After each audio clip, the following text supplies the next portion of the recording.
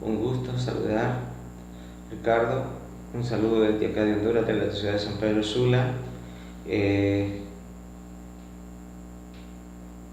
esta noche vamos a hablar, ¿verdad?, sobre el tema de la democracia. La democracia ha sido una palabra hasta cierto punto, si se quiere decir, muy manipulada por los políticos, por los demagogos y por un montón de gente, incluyendo hasta los dictadores. A tu pregunta, ¿qué es la democracia? La democracia es una palabra griega bastante, digamos, si se quiere, no tan conocida por muchos, pero sí muy utilizada, incluso hasta manipulada, hasta la mediocridad. La democracia es una palabra compuesta de dos términos. Número uno, demos, que significa pueblo, y kratos, que significa poder, poder del pueblo, en otras palabras. Entonces, la democracia griega, si se quiere, o la podríamos interpretar, digamos, exegéticamente, vendría a ser una especie de democracia participativa. ¿Por qué participativa? Porque la democracia se discutía en la plaza pública, lo que los griegos llamaban agora. Una agora es parecida más o menos a lo que hoy en día conocemos como un mercado, donde todo el mundo podría debatir, pero la democracia de ahora en día dista mucho de ser esto, ¿verdad? Entonces, la democracia griega también tenía muchos límites, y una de las cosas era que era, digamos, una democracia esclavista. ¿Por qué esclavista? Porque las constituciones de aquel tiempo, ¿verdad?, veían como normal, o si se quiere hasta cierto punto, el mismo Aristóteles, en este libro, lo voy a mostrar, de la política, lo vemos acá, justifica, ¿no es verdad? ¿Qué justifica? No voy a buscar exactamente el apartado donde está, porque eso nos llevaría muchísimo tiempo. Justifica que como natural, ¿verdad?, específicamente en el libro primero de ese texto que acabo de mostrar, digamos, la esclavitud como algo natural. Él va a decir que hay unos hombres que por naturaleza, ¿verdad?, son libres, en cambio para otros por naturaleza son esclavos. El asunto de participar en la democracia, o el asunto de ser ciudadano, pasaba por este punto que llama Aristóteles, ¿verdad?, el problema de normal, o como lo llamaba él, natural, de ser libre. Pero también en la misma, digamos, Magna Grecia, hubieron, digamos, no sé si llamarlo así o si será idóneo llamarlo así, sus detractores. Este señor, que fue, digamos, discípulo de Sócrates, en este libro, que se llama La República, es uno de los más críticos, acérrimos críticos de la democracia griega. Ni este señor Aristóteles ni Platón digamos, veían la democracia como la mejor forma de gobierno. Platón, el maestro de Aristóteles, va a decir que la democracia no la considera una forma de gobierno degenerada, ni mucho menos Aristóteles, pero no la va a considerar la mejor. Entonces, vemos como ya había un límite. Incluso se supone que el mismo maestro de Platón, ¿verdad?, Sócrates, muere porque supuestamente cuestionaba la democracia, ¿verdad? Bueno, a eso se puede decir mucho sobre la muerte de Sócrates, ¿verdad? Porque aparentemente hay una discusión entre que Sócrates se suicida, bueno, pero en el fondo eso es discutible, no forma parte de nuestro debate. La segunda pregunta que tengo anotada acá es, ¿existen varios tipos de democracia y cuáles son? Pues sí, las más conocidas en realidad son dos: la democracia representativa y la democracia participativa.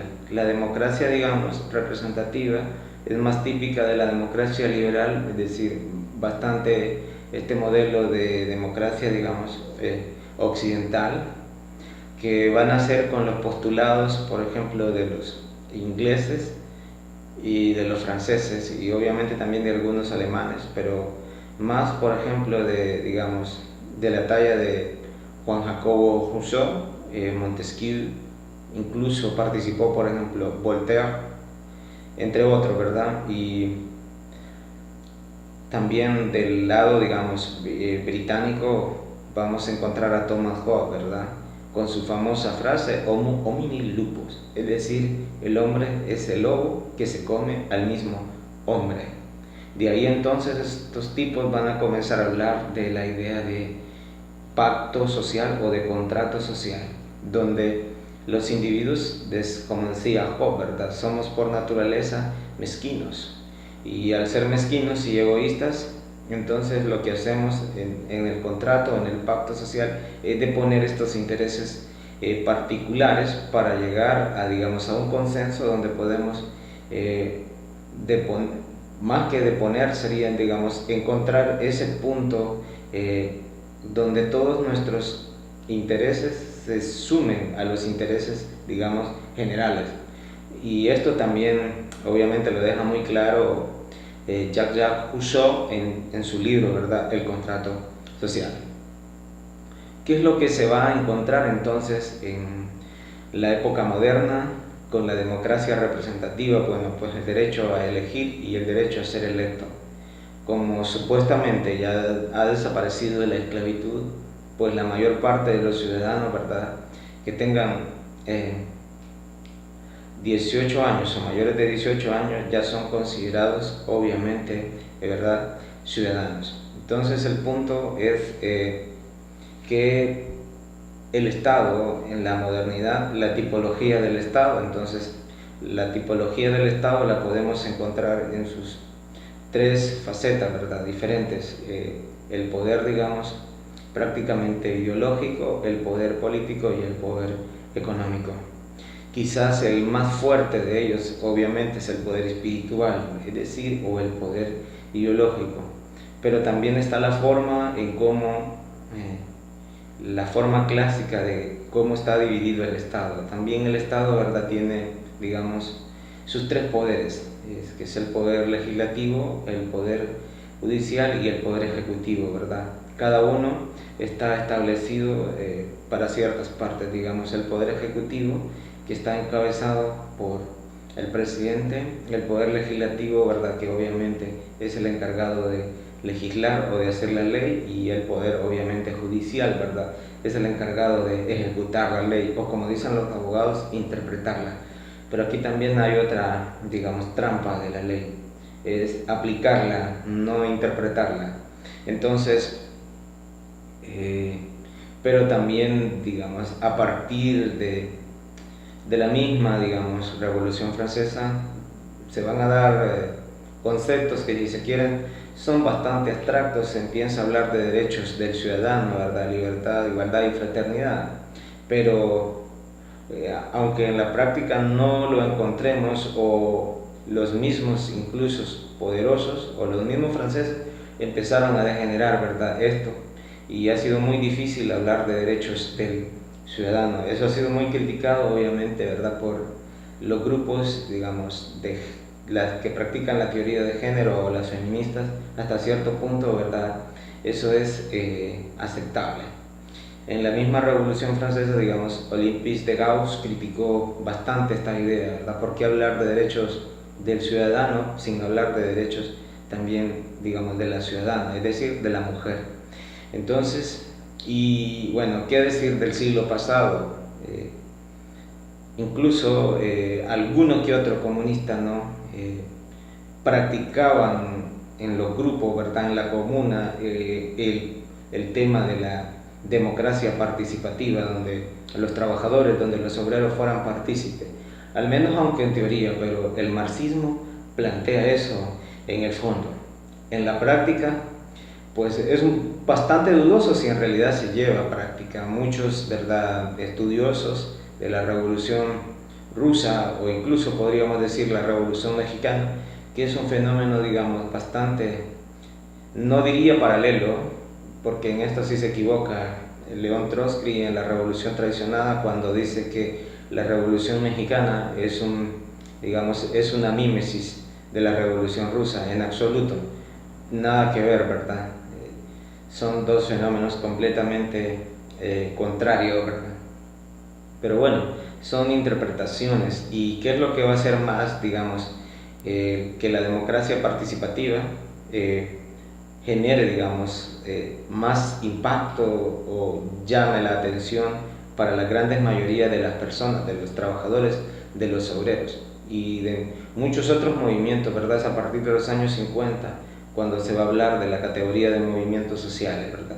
Sus planteamientos son diferentes a los planteamientos de los partidos políticos y aunque se puede ser prácticamente participar en un movimiento social, como por ejemplo los movimientos ambientalistas, los movimientos feministas, los movimientos ecologistas, que son contrarios a los movimientos de interés. Hoy se habla incluso de las nuevas masculinidades, van a plantear una democracia totalmente diferente a esta democracia representativa que solo está, digamos, representada en un partido político X o Y. En América Latina vemos bastante este fenómeno muy peculiar. Por ejemplo, lo podemos ver en Brasil con el movimiento, digamos, Sin Tierra, lo podemos ver en la Argentina con los descamisados o los montoneros, incluso ciertos grupos de la iglesia, ¿verdad? Como los jesuitas, entre otros movimientos, han tomado partida también dentro de este movimiento social. En Bolivia, por ejemplo, el movimiento indigenista, en Ecuador, en México también los indígenas, ¿verdad? Que hay un amplio estudio de lo que son los movimientos sociales y estos movimientos sociales lo que van a hablar prácticamente es de una democracia desde abajo, digamos, una democracia que no solamente esté representada en la, digamos, en la figura del político tradicional, sino que esta es una nueva forma de hacer política desde la transformación, digamos, de la base social de los ciudadanos, donde el ciudadano no sea político y es una especie, si se quiere, de democracia hasta cierto punto apartidaria, no como se ha dicho por ahí, ¿verdad? Erróneamente apolítica, lo apolítico no existe, ¿verdad? Ok, entonces, y a la siguiente pregunta, que sería la pregunta número 3, ¿cuáles son los principales problemas que representa la democracia como forma de gobierno? Mi estimado colega, uno de los problemas que representa la democracia específicamente en el terreno latinoamericano, quizás el mundo anglosajón pueda quedar un tanto excluido de este problema en la democracia occidental, es el clientelismo político. Ha hecho tantísimo daño a la democracia, sigue, digamos, este es el peor problema que puede tener, ¿no? Obviamente también después de la dictadura, ¿no? Porque incluso estos gérmenes de los golpes de Estado o de las dictaduras, las huellas no son del pasado, no son tan frescas, que están ya se latente en mi país, por ejemplo, es la mejor, digamos, antonomasia de este ejemplo. Honduras en el siglo XXI, digamos, ha sido uno de los mejores experimentos, no el único que conste, porque en Haití también hubo un golpe de Estado, ¿no? En Venezuela hubo un golpe de Estado también en el 2002, ¿no? Que conste, y así ha venido, pero el mejor experimento, digamos, que se ha hecho con golpes de Estado ha sido Honduras, el golpe de Estado del 2009, las huellas siguen vivas, es decir, el dolor se puede sentir, te lo puedo decir porque yo soy un ciudadano de acá que vivió ese golpe de Estado, que no podía creer lo que estaba viendo en pleno siglo XXI, imagínate, porque el presidente Zelaya iba a realizar una consulta, digamos, popular a través de plebiscito y referéndum,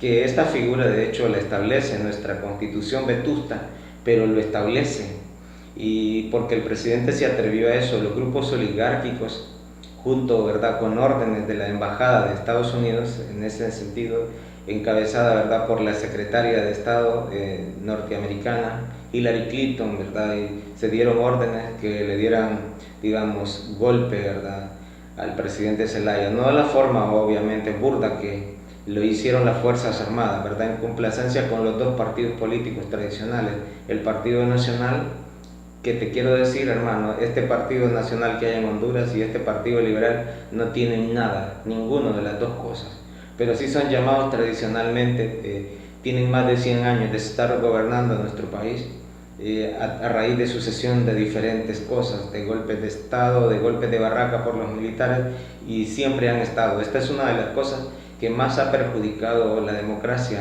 en mi país. Y así ha sucedido en el resto de América Latina. Somos tan similares, ¿verdad? A excepción de, bueno, digamos, quizás esto lo podemos obviar quizás para México, obviamente, y para Costa Rica, ¿verdad? Obviamente. Y otra cosa que hace muchísimo daño a las democracias, no solamente en América Latina, ¿verdad?, sino en todo el mundo, es el autoritarismo y el totalitarismo. El gobierno que tenemos actualmente, el gobierno de Juan Orlando en nuestro país, es ejemplo de autoritarismo, absolutamente, y de totalitarismo. Puedes imaginarte, controla los tres poderes del Estado: el poder legislativo, el poder ejecutivo y el poder judicial, el Ministerio Público, el Tribunal Superior de Cuentas. Incluso nosotros decimos irónicamente acá que el Tribunal de Cuentas no es de cuentas, sino de cuentos, y todo esto lo manipula.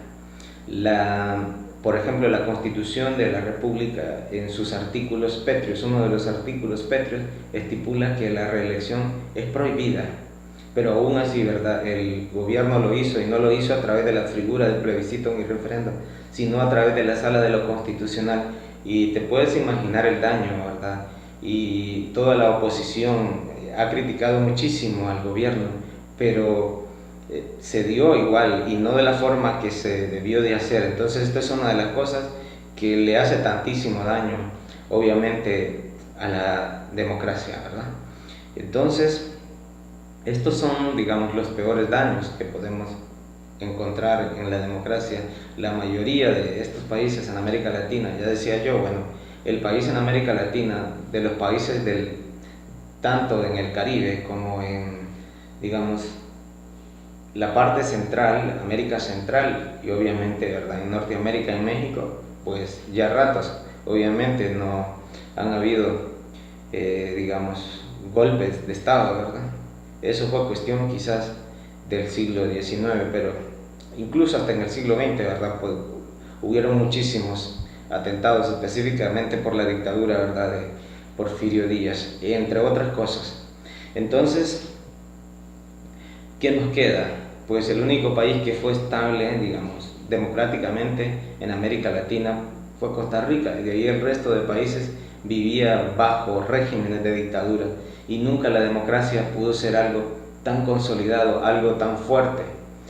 Podemos ver casi uno por uno los países de América Latina, todos a partir de la década más de la década del 60, 70, 80 y hasta el 90, ¿verdad? Dictaduras terribles, dictaduras atroces. Por ejemplo, puedes encontrar, digamos, en Paraguay, una de las dictaduras más terribles de América Latina, ¿no?, la dirigida por, digamos, Alfredo Stroessner. ¿Y qué podemos encontrar, por ejemplo, en Honduras?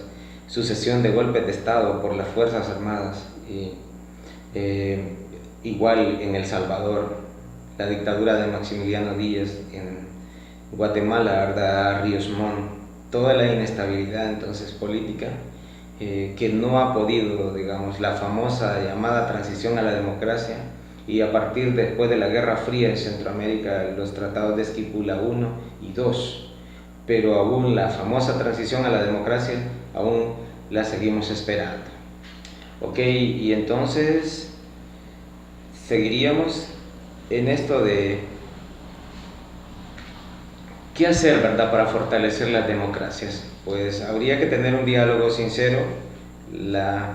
Los grupos, digamos, políticos, la clase política, la élite política, digamos, no está dispuesta a que tengamos una democracia ciertamente como la plantean los movimientos sociales en América Latina. Todos estos movimientos de trabajadores, de obreros, que plantean que la democracia tiene que aperturarse. Entonces parece que estos grupos empresariales no están dispuestos a una democracia, digamos, participativa, representativa. Ok, entonces, la siguiente pregunta: ¿qué ventajas ofrece un sistema de gobierno democrático? pues en realidad ofrece muchas, dentro de las cuales podemos encontrar que son las libertades individuales. Esta democracia liberal ofrece, digamos, libertad de asociación, libertad de pensamiento, libertad, sobre todo, por ejemplo, la libertad de elegir y de ser electo. Es una de las, digamos, conquistas de la democracia liberal, pero también tiene, digamos, sus límites, y es en estos límites donde incluso estos mismos demócratas liberales han ido recortando, digamos, las grandes conquistas de los grupos sociales, como por ejemplo anulación de contratos colectivos para los trabajadores, no permitir la sindicalización o la libre asociación. Otra de las cosas que han ido disminuyendo, digamos, esto a raíz de, ya no es exactamente el liberalismo, sino el neoliberalismo, pero que también tiene su fundamento teórico en la base del liberalismo clásico, ¿verdad? Específicamente de David Ricardo, ¿verdad? De John Stuart Mill, entre otros. Ok, entonces, pasando a esto, es que la verdad es que también, para decir qué ventajas ofrece, habría que también tener una mayor involucración o una mayor cultura de política o de debate político de parte de los ciudadanos, y esto se logra muy poco. Incluso hay una apatía, yo no quisiera decir de la mayoría de la población, pero es común incluso en los jóvenes universitarios, uno pues que trabaja en la universidad o que ha trabajado en la docencia en algún lugar, o que escucha a los ciudadanos comunes y corrientes decir yo soy apolítico. Pues esto es bastante delicado y afecta. ¿Por qué afecta? Porque muchas veces los ciudadanos no se dan cuenta que en realidad ese decir que ellos son apolíticos en realidad no es apolíticos, que son, en realidad lo que tienen es una especie de fobia por la política tradicional, por la política vernácula. Esta posición también es una posición bastante radical. ¿Por qué es radical? Porque ellos ya no creen en el político mentiroso, en el político que promete. Incluso aquí en Honduras hay un chiste sobre los políticos, y se está referida a uno de los representantes del Partido Liberal, y es al doctor Ramón Villeda Morales, que una vez en un discurso en un pueblo acá que es muy caluroso, es un pueblo que está al sur de Honduras, que se llama Choluteca, en un discurso dijo que les prometo, dice, construirles un puente. Y la gente le respondió, pero si no hay río. Y él les dijo, bueno, yo le voy a echar el río. Pues imagínate con esa clase de promesas que son absurdas hasta cierto punto, pero la gente igual, la gente sigue metida, encajonada, creyendo en mitos, ¿verdad? Ellos prometen y prometen y prometen y nunca cumplen, ¿verdad? Bueno, la misma de siempre, ya sabemos qué es lo que va a ocurrir. En el fondo, son una cantidad de promesas, la gente se deja llevar por las promesas, pero en realidad seguimos aquí, ¿no? En Honduras tenemos 120 años de estar gobernados por estos dos partidos políticos que ya los mencioné anteriormente.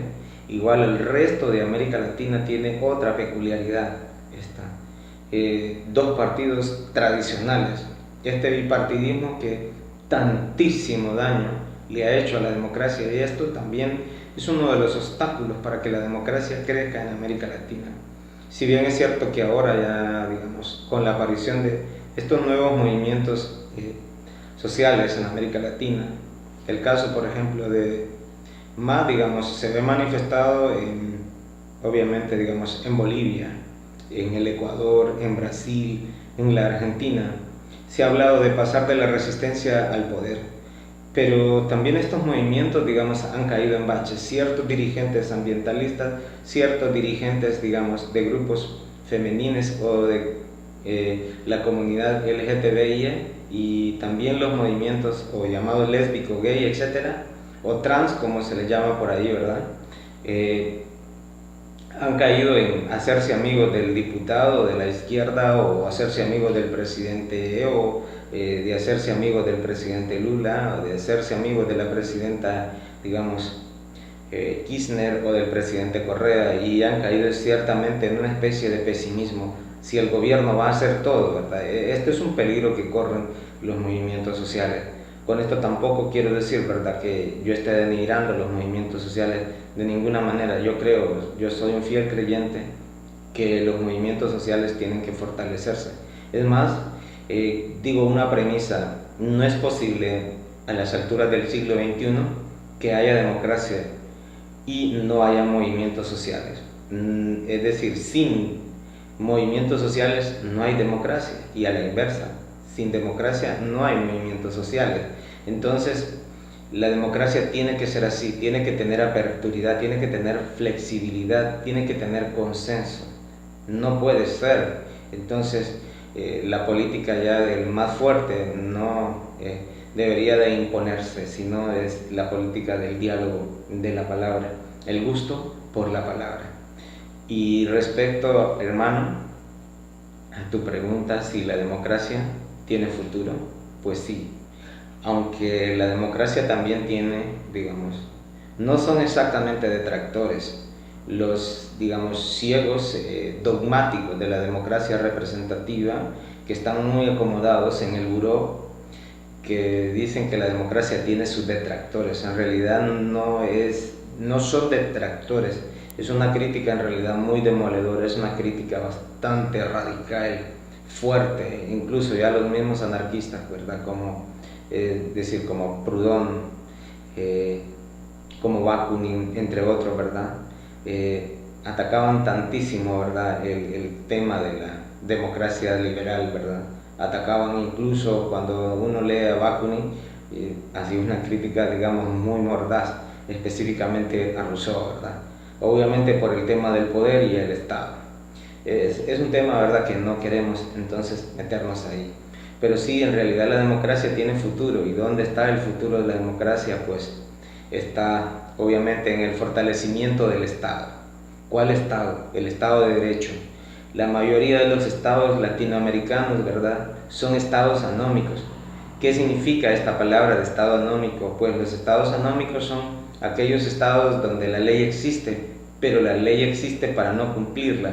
Ahora sí hay una peculiaridad de esta frase que también es bastante, digamos, mexicana. Es la frase que hizo popular, digamos, Carlos Fuentes, aunque fue una frase que, según tengo entendida, nació en plena Revolución Mexicana, ¿verdad? Y es: para mis amigos todo, para mis enemigos la ley, ¿verdad? Obviamente esto puede pregonar muchísimo en estados anómicos. Honduras, vuelvo a citar porque es mi país, es un ejemplo de un estado anómico.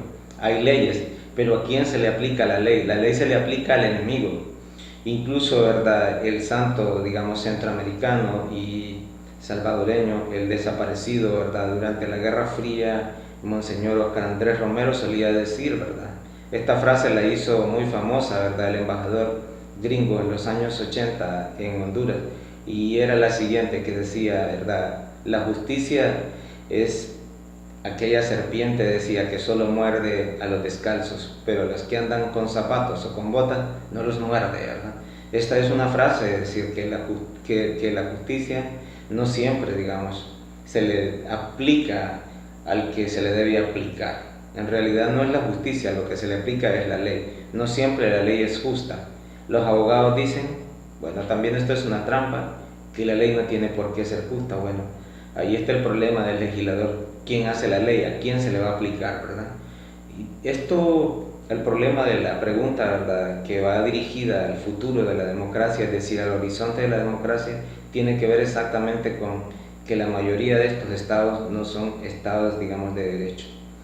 Pero en América Latina yo encuentro, digamos, 5 ejemplos clásicos para poner estos estados, casi todos los estados en América Latina, por no decir todos, pero no se puede generalizar, está el problema, ¿verdad?, porque caeríamos en una falacia de desliz. Entonces, 5 ejemplos, ya decía, que sí podemos citar, que son de estados fallidos y estados anómicos, Y yo diría número uno mi país, Honduras. Número dos, El Salvador. Número tres, México. Número cuatro, Colombia. Y número cinco, Haití. Son ejemplos donde no podemos hablar de países, digamos, democráticos, ni mucho menos de Estado de Derecho. ¿Y por qué no? Aunque la ley esté ahí, la ley está, pero el problema es que no hay aplicabilidad, no hay respeto a la Constitución. Las leyes para los políticos, para las clases élite política gobernantes, se pasan la ley, ¿verdad? Usted ya sabe por dónde, imagínenselo. No lo voy a decir aquí, pero la ocupan, digamos, la voy a decir un poco más, digamos, tirada, ¿no? La ocupan de papel higiénico. Ya imagínate dónde va a ir a parar, ¿verdad? El inodoro. Eso hacen con la Constitución, eso hacen con la Carta Magna. Y entonces, si el futuro de la democracia va por ahí, pues está bastante tirada al baño, ¿verdad?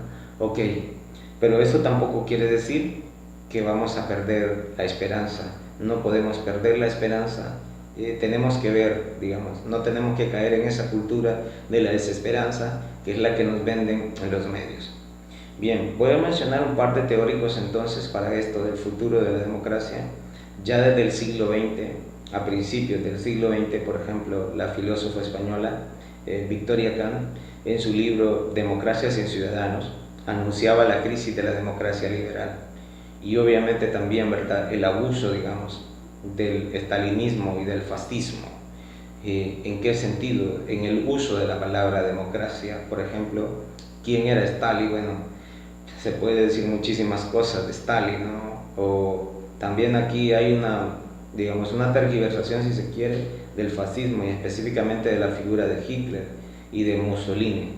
Entonces utilizaban, ¿verdad?, la democracia como ropaje. ¿Qué es lo que va a suceder en el fondo? Entonces, ¿qué es lo que está denunciando en realidad Victoria Kant cuando se refiere, digamos, a su texto Democracia sin Ciudadanos? La democracia no tiene ningún sentido de ser, no puede ser, de hecho. Cuando hablamos de democracia sin ciudadanos, pues no existe. Entonces la democracia es lo que nos está diciendo. Esto no es democracia, es cualquier cosa, porque la esencia de ser de la democracia son los ciudadanos, y al no existir los ciudadanos, la democracia por ende tampoco. Recordemos, ¿verdad?, su génesis de la palabra. Entonces también podemos encontrar ahora en América Latina muchísimos críticos de la democracia en América Latina, específicamente, digamos, en el Uruguay. Podíamos encontrar a un crítico vivo, ¿no?, Eduardo Galeano, ya desaparecido, ¿no? Eduardo Galeano hablaba de otra democracia es posible. En realidad, bueno, no solo otra democracia es posible, tendríamos que pensar, pues, en plural, otras democracias son posibles. Cada, digamos, estado, cada república debe ensayar su estilo de democracia, cómo le funciona, cómo es. Muchos los medios de comunicación o de manipulación que son una especie, digamos,